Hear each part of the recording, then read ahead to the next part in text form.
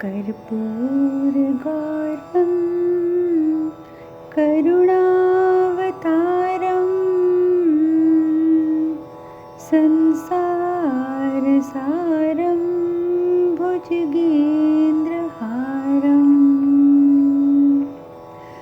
सदा वसन्तं हृदयारविन्दे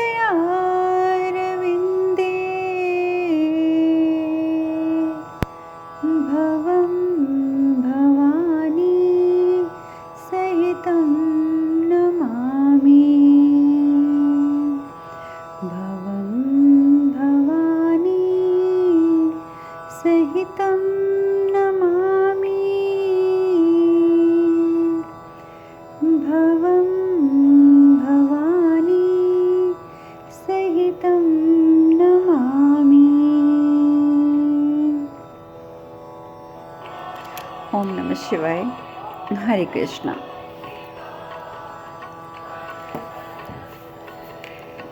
कल हमने कथा में विश्राम लिया था कि मद्रिके अपना वचन निभाने आ गई। बहुत नृत्य किया और अपना सबसे अच्छा वाला नृत्य किया।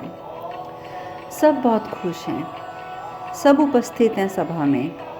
अगर कोई उपस्थित नहीं है तो वो है सिर्फ और सिर्फ दक्ष। किसी को नहीं पता दक्ष कहाँ है।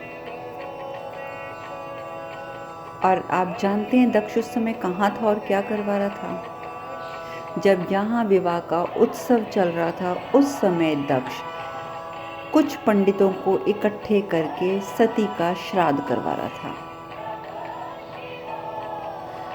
पंडितों ने फिर भी बोला कि एक बार और सोच लीजिए प्रजापति, जीवित पुत्री का श्राद्ध, आप जीवित पुत्री का श्राद्ध करवा रहे हैं, आप एक बार और सोच लीजिए। दक्ष कहता है कि श्राद्ध के बाद ही पिंड छूटता है ना। बिल्कुल सत्य वचन है ये। मैं सती से अपना पिंड छुड़वाना चाहता हूँ। मेरे लिए आज मेरी पुत्री मर चुकी है, मुझे सती से मुक्ति चाहिए, मुक्ति। और इसका एकमात्र उपाय है कि आज मैं उसका श्राद्ध करवा दूँ। और देखिए कितनी बड़ी बात है अपनी पुत्री का, जीवित पुत्री का श्राद्ध करवाना। लेकिन तभी उसको आवाज़ आती है पिताजी, और वो मुड़कर देखता है तो विजया, दक्ष की एक पुत्री विजया, जो दक्ष की तरह अहंकारी, छली कपटी, जिसको भी आप षड्यंत्री कुछ भी कह सकते हैं, कहती है पिताजी आप ये क्या कर रहे हैं? वो कहते हैं कि तुम जानती हो कि मैं क्यों कर रहा हूँ, तुम जानती हो कि शिव मेरा दुश्मन है और सती ने शिव से विवाह किया है, मैं सती को माफ़ नहीं कर सकता। तो विजय कहती है माफ़ नहीं कर सकते तो इसका मतलब ये थोड़ी कि आप श्राद्ध करवाएंगे, आपको उसको सज़ा देनी है ना, आप उसको दंड देना चाहते हैं। आप मेरे साथ महल चलिए, हम सती को वैसे ही बहुत दंड दे देंगे और तो और शिव को भी दंड दे देंगे। आप चलिए तो सही, लेकिन ये श्राद्ध व्राद्ध ये सब चीज़ें मत करवाइए, ये आपको शोभा नहीं देती है। खैर दक्ष उसकी बात मान जाता है, पंडितों को इशारा करता है, पंडित चले जाते हैं। तो विजय कहती है कि मैं आपको बताऊंगी कि हमने शिव के साथ और सती के साथ क्या करना है। आप मेरे साथ महल चलिए और अभी आप महल चलकर सबके साथ ऐसे बर्ताव कीजिए कि आपने भगवान विष्णु की बात मान ली है, शिव को आपने स्वीकार कर लिया है, विवाह को स्वीकार कर लिया है, मान्यता दे दी है। आप कुछ मत करिए, जो करना है अब मैं करूँगी। और इस प्रकार से दक्ष अपनी पुत्री विजया के साथ वापस घर आते हैं। उधर प्रस्तुति कहती है कि शिव भगवान को कि प्रभु आपने भगवान होकर भी मनुष्य की पुत्री से विवाह किया है, लेकिन मैं आपसे एक प्रार्थना करती हूँ प्रभु कि आप भी इस बात को ध्यान रखिएगा कि सती मनुष्य की पुत्री है और आपके योग्य बनने में उसे समय लगेगा। मैं भी जानती हूँ कि वो आपके योग्य नहीं है, आपके योग्य बनने में उसे समय लगेगा। इसीलिए मेरी आपसे प्रार्थना है कि अगर उससे, सती से कभी कोई भूल हो जाए तो उसे क्षमा कर दीजिएगा। और सिर्फ इसी विश्वास के साथ मैं अपनी पुत्री का हाथ आपके हाथ में दे रही हूँ। और ये कह के वो सती का हाथ लेकर प्रभु शिव के हाथ में दे देती है। कहती है कि अब इसकी गलतियों के लिए इसे क्षमा करते हुए इसे अपने योग्य बनाने का कार्य प्रभु आपका है, ये उत्तरदायित्व अब आपका है। शिव भी मुस्कुरा देते हैं। उसके बाद सती और शिव एक साथ बैठे हैं। अब उनका वार्तालाप शुरू होता है। सती उनसे पूछती है, कहती है कि एक बात नहीं समझ आ रही महादेव, कि जब मैंने आपको प्रथम स्पर्श किया था तो भी मुझे वो स्पर्श अपरिचित नहीं लगा, उसका क्या कारण है? शिव कहते हैं कि उसका कारण एकमात्र सिर्फ और सिर्फ ये है कि तुम्हारा ये जो देह है, तुम्हारा जो ये शरीर है, ये मुझे पहली बार स्पर्श कर रहा था, लेकिन तुम्हारी आत्मा उस स्पर्श से पूर्व परिचित थी। तुम्हारी आत्मा मेरे स्पर्श को भूली नहीं थी, इसीलिए जब तुमने मुझे पहली बार स्पर्श किया तो तुम्हें कुछ अलग नहीं लगा, तुम्हें अपरिचित कुछ महसूस नहीं हुआ, तुम्हें लगा कि ये स्पर्श को तो तुम पहले भी अनुभव कर चुकी हो। सती बहुत खुश होती है, कहती है प्रभु मुझे लगता है कि आज मैं आपको पाकर संपूर्ण हो गई हूँ, अब मुझ में कोई कमी शेष नहीं रही है, और मैं आपसे वादा करती हूँ कि मैं आपके योग्य बनने का पूर्ण प्रयत्न करूँगी। और महादेव मैं आपकी कृतज्ञ हूँ कि आपने किसी भी परिस्थिति में मेरा साथ नहीं छोड़ा, किसी भी परिस्थिति में नहीं। आपके साथ कितना दुर्व्यवहार हुआ, खासकर मेरे निवास स्थान पर तो बहुत ही दुर्व्यवहार हुआ, लेकिन उसका क्या? आपको इतना तिरस्कार मिलता रहा, उसका क्या? आपको इतने कुवाक्य बोले गए, इसका क्या? लेकिन आप तो फिर भी मेरे साथ खड़े रहे, आप तो फिर भी मेरे साथ खड़े रहे। मैं आपकी बहुत कृतज्ञ हूँ महादेव। पर चलिए अब मैं आपका स्वागत करना चाहती हूँ, आप कुछ समय यहीं पे ठहरिए, मैं भी आती हूँ। कह के सती फटाफट कमरे से अपने कक्ष से बाहर चली जाती है। अब इस कमरे में जाती है, उस कमरे में जाती है, यहाँ वहाँ हर जगह देखती है। उसको लगता है कि शिव के विश्राम हेतु कोई स्थान ही सही नहीं है। तो रेवती उसे मिलती, रेवती कहती क्या हो गया सती, तुम इधर से उधर क्या भागती फिर रही हो? सती कहती दीदी मुझे शिव के लिए विश्राम के लिए व्यवस्था करनी है, और पूरे महल में एक भी कक्ष ऐसा नहीं है कि जिसको मैं बोलूँ कि वो शिव के लायक है। किसी कक्ष में कुछ कमी है, किसी कक्ष में कुछ कमी है, किसी में आवाज़ आती है, किसी में धूप आती है, किसी में हवा आती है, किसी में कोई आराम की व्यवस्था नहीं है, कुछ न कुछ कमी दीदी हर कक्ष में है। मुझे समझ नहीं आ रहा कि मैं शिव को विश्राम की व्यवस्था कहाँ करूँ। फिर कहती है दीदी आप तो कैलाश गई थी ना, आपने तो शिव को देखा होगा कि वो कैसे रहते हैं, आप मुझे बताइए ना कि कौन सा स्थल उनके लिए उचित है। रेवती मुस्कुराने लग जाती है, कहती है चलो आओ मेरे साथ आओ, मैं तुम्हें बताती हूँ। और वो रेवती क्या करती है, सती को ले जाती है उपवन में। उपवन मतलब बगीचे में, गार्डन में, वहाँ ले जाती है और जाके बोलती है कि सती प्रकृति शिव का घर है, वो प्रकृति के बीच में रहकर प्रसन्न होते हैं, उनके विश्राम की व्यवस्था यहीं पे करो। तो सती हैरान हो जाती है, कहती क्या शिव के पास अपना भवन भी नहीं है? तो रेवती कहती है नहीं सती, शिव के पास कोई भवन नहीं है, शिव तो कैलाश पर रहते हैं और खुली प्रकृति में, खुले आकाश के नीचे रहते हैं। सती को कुछ समझ नहीं आता कि ये कैसा मेरा घर होगा जहाँ पे कोई भवन ही नहीं है। पर फिर भी वो कहती है अच्छा ठीक है बताओ दीदी मैं यहाँ पे कैसे विश्राम की व्यवस्था करूँ। तो रेवती कहती है कि देखो खुले स्थान पर रहना ही सही होता है क्योंकि शिव को वही पसंद है। पर सती कहती है पर मुझे समझ नहीं आ रहा कि एक ऐसे स्थान पर, खुले स्थान पर कोई कैसे रह सकता है। अभी सती को ये जब चीज़ें अपनाने में अभी से थोड़ी दिक्कत आने लग गई कि वहाँ पे कैसे रह सकता है कोई खुले स्थान पर। लेकिन रेवती कहती है कि नहीं, तुम्हारे शिव जो हैं वो प्रकृति में ही रहते हैं। देखो जो सामने एक बड़ा सा पत्थर पड़ा है ना, उस पर हम शिव का आसन बिछा देते हैं, ठीक है, वो उसी पे विश्राम कर लेंगे। कहती है सती कहती क्या दीदी मैं पत्थर की शिला के ऊपर शिव को बिठाऊंगी? तो कहती है हाँ पत्थर की शिला पर ही वो बैठेंगे, हम इसे फूलों से सजाएंगे। कहती है फूलों से, पर फूल कहाँ से इतने सारे आएंगे?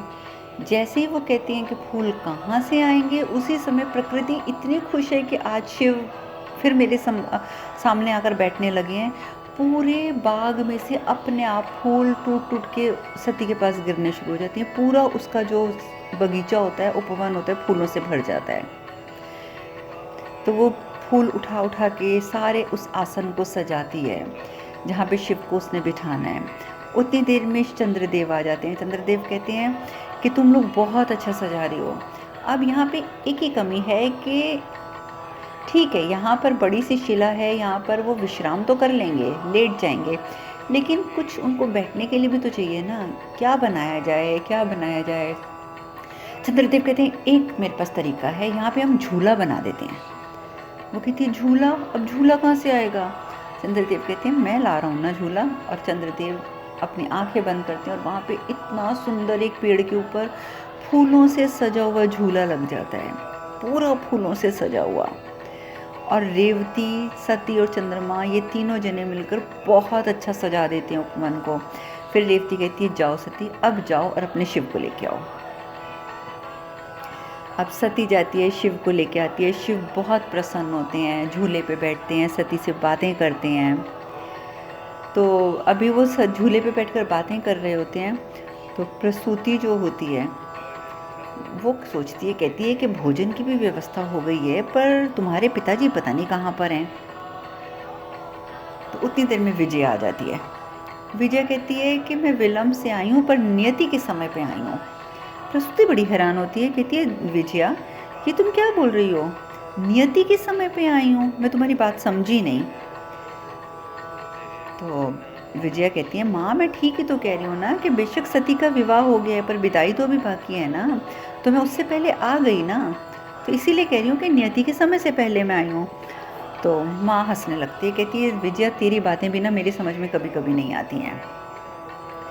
उतनी देर में देखती है कि प्रजापति भी आ गए। तो प्रसूति कहती है कि स्वामी आपके अनुपस्थिति में मैं कोई भी निर्णय नहीं ले पा रही थी, आप कहाँ चले गए थे? अब मुझे तो समझ ही नहीं आ रहा था कि विदाई भी मैं कैसे करूँगी। अब आप ही बताइए कि कौन सी बेला में विदाई होगी, मुझे उसकी व्यवस्था भी तो करनी पड़ेगी ना। तो दक्ष कहता है कि प्रसूति मेरी इच्छा के विरुद्ध आप लोगों ने ये विवाह कर दिया है, तो अब आप एक काम कीजिए कि विदाई भी अपनी इच्छा से कर दीजिए, मेरी क्या आवश्यकता है? तो विजया एकदम टोक देती है, कहती है पिताजी जो हो गया ना उसके लिए पछताते नहीं हैं, रोते नहीं हैं। अब आप भूल जाइए, शिव के साथ विवाह हो चुका है तो हो चुका है, अब आप अतीत को लेकर क्रोधित मत होइए।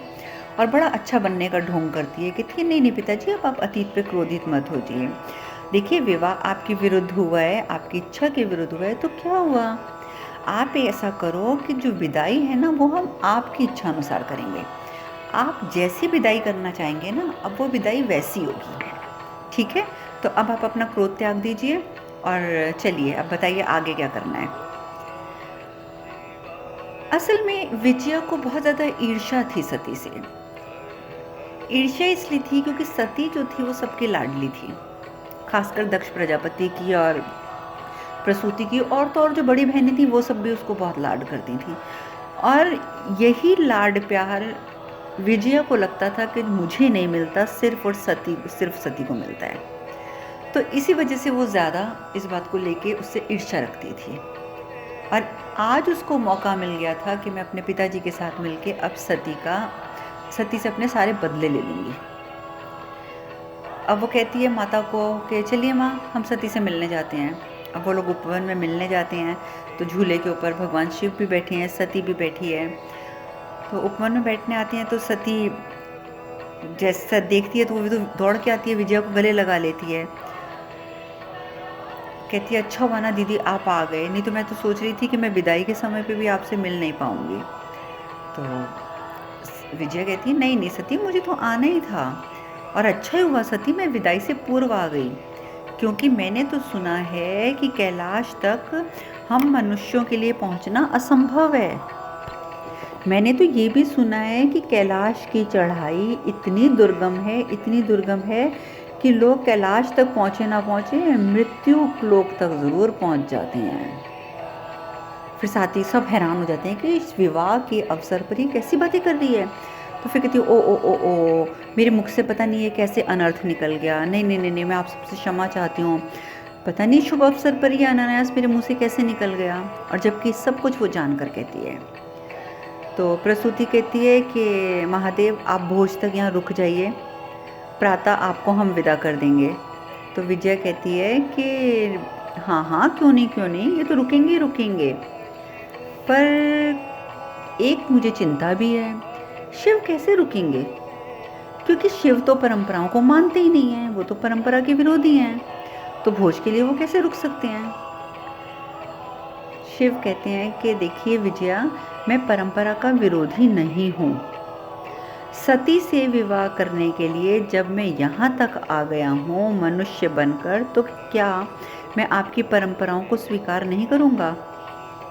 आप भोजन का प्रबंध कीजिए, बहुत अच्छे से प्रबंध कीजिए, हम सब भोज करेंगे।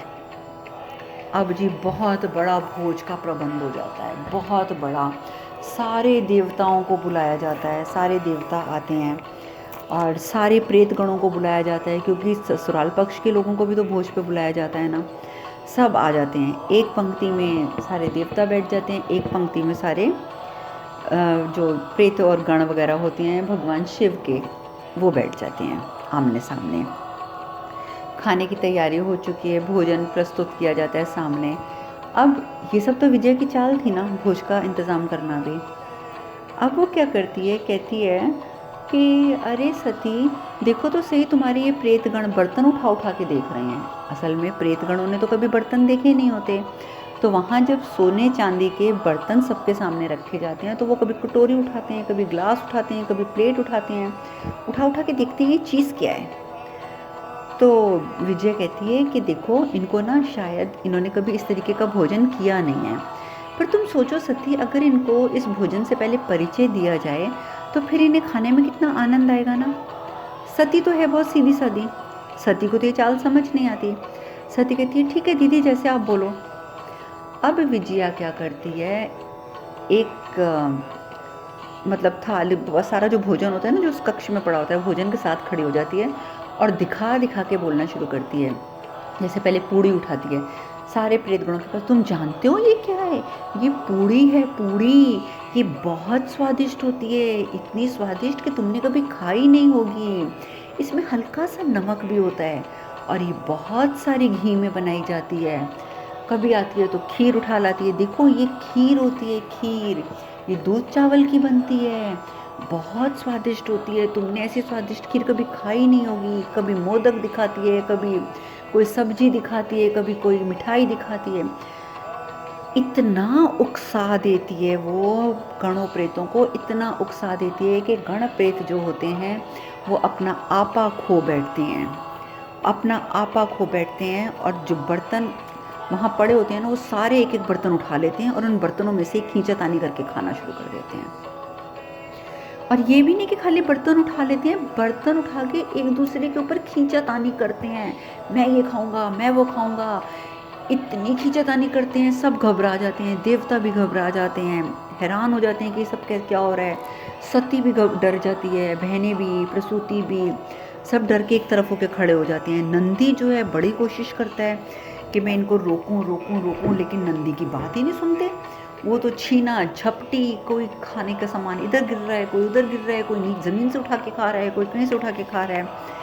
सती दौड़ के जाती है, शिव को लेके आती है, कहती है शिव को देख के बोलती है, कहती है देखिए देखिए महादेव, देखिए शिव ये क्या कर रहे हैं, देखिए ना ये क्या कर रहे हैं। तो शिव कहते हैं क्या कर रहे हैं, आपने भोजन का जो उन्हें आमंत्रण दिया है वो उसका संपूर्ण आनंद उठा रहे हैं, और क्या कर रहे हैं। आपने ही तो भोजन पे आमंत्रित किया है ना, तो भोजन पर आमंत्रित किया है तो क्या वो भोजन ग्रहण नहीं करेंगे। सती को तो एकदम झटका लगता है कि क्या क्या ये भोजन ग्रहण करना ऐसे होता है। उस बेचारी को कुछ समझ नहीं आता। और उधर शिव वो बड़े प्रसन्न है और कहते हैं सती तुमने इनके मुख पर प्रसन्नता देखी है, तुमने इनके मुख के ऊपर तृप्ति का भाव देखा है। इनकी प्रसन्नता देखो सती, इनकी तृप्ति का भाव देखो। और सच कहूँ तो इनको देखकर आज तो मेरा भी ये मन कर रहा है कि मैं भी इन्हीं के साथ सम्मिलित होकर इसी प्रकार भोजन करूं। सती हैरान हो जाती है, सती को कुछ समझ नहीं आता कि ये क्या हो रहा है, कैसे हो रहा है। मैं ये सब बकरी पिताजी देख लेंगे तो क्या सोचेंगे, अभी तो सिर्फ माँ और बहनें हैं यहाँ पर। अब आगे क्या होता है, शिव किस प्रकार भोजन ग्रहण करते हैं, ये चर्चा अब हम कल करेंगे। आज कथा में यहीं विश्राम लेते हैं। हरे कृष्ण कृष्ण कृष्ण हरे हरे, हरे राम राम राम हरे हरे। आप सब खुश रहें, सुखी रहें, स्वस्थ रहें। हरे कृष्णा। ओम नमः शिवाय, ओम नमः शिवाय, ओम नमः शिवाय।